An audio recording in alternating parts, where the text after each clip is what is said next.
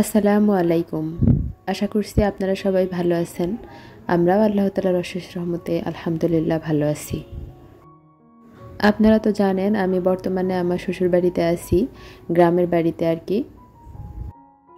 কয়েকদিন আগে আমার দাদা শ্বশুর মারা গিয়েছে, তো আমাদের বাসায় কালকে একটা ছোটোখাটো অনুষ্ঠানের আয়োজন করা হয়েছে।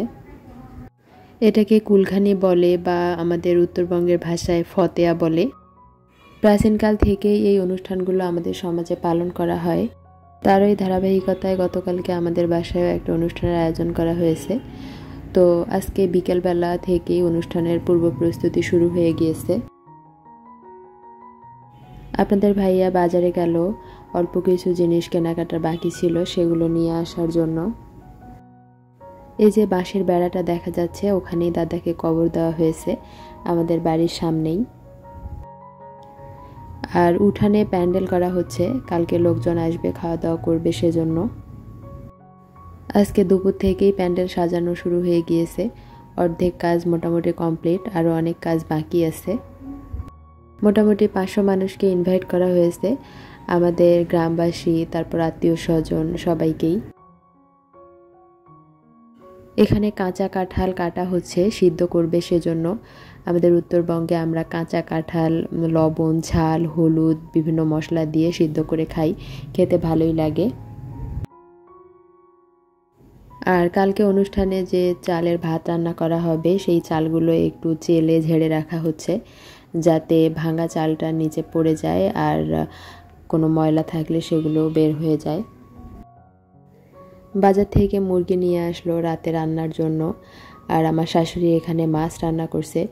সবাই তো ফার্মের মুরগি খায় না, তো যারা খায় না তাদের জন্য মাছ রান্না হচ্ছে।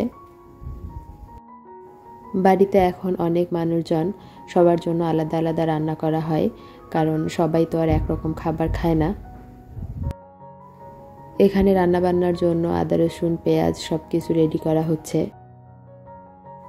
এখন রাতের খাবারের আয়োজন চলছে, মাগরিবের ঠিক আগ মুহূর্ত। এখন গ্রামের মানুষজন রাতের খাবার মাগরিবের আগেই রান্না করে নেয়। আমি একটু বাড়ির বাইরে বের হলাম উঠানে, এখানে প্যান্ডেল সাজানো হয়ে গিয়েছে সেটা দেখার জন্য।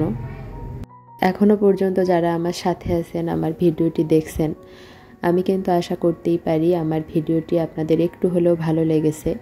যদি ভালো লেগে যায় তাহলে প্লিজ একটা লাইক করে দিতে ভুলবেন না। আপনাদের ছোট্ট একটা লাইকের মাধ্যমে আমার ভিডিওটি আরও অনেক মানুষের কাছে পৌঁছে যাবে। এখানে দুইটা জায়গা করা হয়েছে, একটা রান্না করে খাবার রাখার জায়গা আর একটা হচ্ছে খাওয়া দাওয়ার জায়গা। খাবার পাশে রাখা হবে, সেখান থেকে এনে এখানে পরিবেশন করা হবে। এগুলো হচ্ছে আমাদের কিউট বাছুর, কেউ মাশাল্লাহ বলতে ভুলবেন না কিন্তু। তিনটাই মেয়ে, আর বয়সের খুব বেশি তফাৎ নেই, তিনটাই কয়েকদিন আগে পরে পৃথিবীতে এসেছে। এটাও আরেকটা বাছুর, এটা 2 দিন আগে হয়েছে। মোট 4টা বাছুর আছে বর্তমানে আমাদের।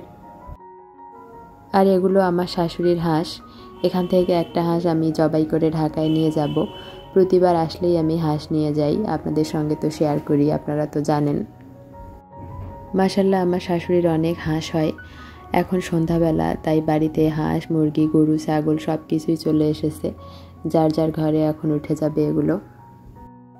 গ্রামের বাড়িতে হাঁস, মুরগি, গরু, ছাগল না থাকলে পরিপূর্ণতা আসে না, মনে হয় এগুলোই বাড়ির সৌন্দর্য। যদিও অনেক বেশি নোংরা করে বাড়িঘর, কিন্তু তারপরেও আমার কাছে ভালোই লাগে। আর এখানে কাণ্ডটা দেখেন, এত ছোট বাচ্চা এত বড় ছাগল নিছে। ছাগল কি আর ও আটকাইতে পারে বলেন? ছাগল দৌড় দিতেছে আর ও টানতেছে। এটা আমার চাচা শ্বশুরের ছেলে, বয়স 2.5 বছর, কিন্তু অনেক পাকনা। ও অনেক কাজ করতে পারে আর সবার সঙ্গে কাজও করতে চায়। এটা ওর বড় ভাই, ওর বড় ভাই ছাগল নিয়ে আসতে গেছে আর ও পিছনে পিছনে গিয়ে টানতেছে। ওকে ধরতে না দিলেও আবার কান্নাকাটি করবে, সেজন্যই ওকে ধরতে দিয়েছে। আমার শাশুড়ি এখানে মুরগি কেটে রেডি করে দিচ্ছে। মুরগি কাটা হলে আমি রান্না করব। কাজের ফাঁকে ফাঁকে একটু করে ভিডিও করি আর একটু করে কাজ করি, আপনাদের সঙ্গে শেয়ার করি। তেমন কোনো ভিডিও করতেই তো পারি না, কারণ কাজ করতে গেলে ক্যামেরা হাতে নেওয়ার সময়ও হয় না, আবার অনেক সময় হাত নোংরা থাকে। আর এখানে তো আমি ট্রাইপডও নিয়ে আসিনি, আর এখানে সেভাবে কেউ জানেও না আত্মীয় স্বজনরা যে আমি ভিডিও করি, সেজন্য চুপি চুপি করে যতটুকু করা যায় ততটুকুই করি। বাড়িতে বর্তমানে অনেক আত্মীয় স্বজন, সব মিলিয়ে মোটামুটি 15-20 জনের মতো মানুষ, সবার রান্না একসঙ্গে হচ্ছে।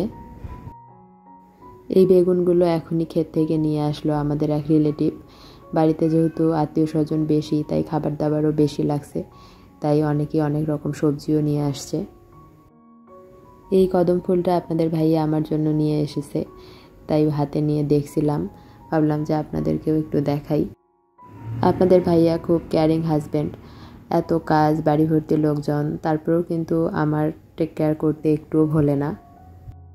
সে যাই হোক, রাতের বেলা এখন সবাই বসে গিয়েছে পেঁয়াজ, আদা, রসুন এগুলো কাটার জন্য, কারণ রাতেই গরু জবাই করা হবে, কালকে ভোরবেলাতেই রান্না শুরু হবে ইনশাআল্লাহ। যে যে যার যার মতো কাজ করছে। এখন রাত প্রায় 2টা বাজে, গরু জবাই করে এখন কাটাকাটি চলছে। ফজরের মধ্যেই গরুর কাজ সব শেষ হয়ে গিয়েছে।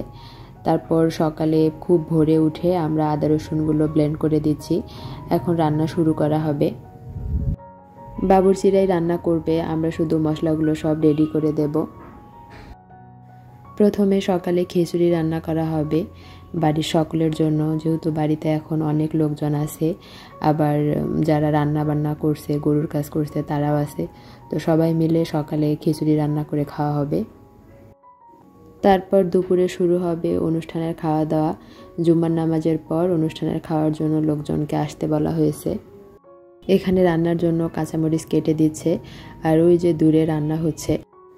আমি সকালের খাবারের পর আর কোনো ভিডিও করতে পারিনি, কারণ আমার বাপের বাড়ি থেকে অনেকেই এসেছিল, আমার বাবা মা আত্মীয় স্বজন অনেকেই, তাদেরকে সময় দিতে গিয়ে আমি আর ভিডিও করতে পারিনি।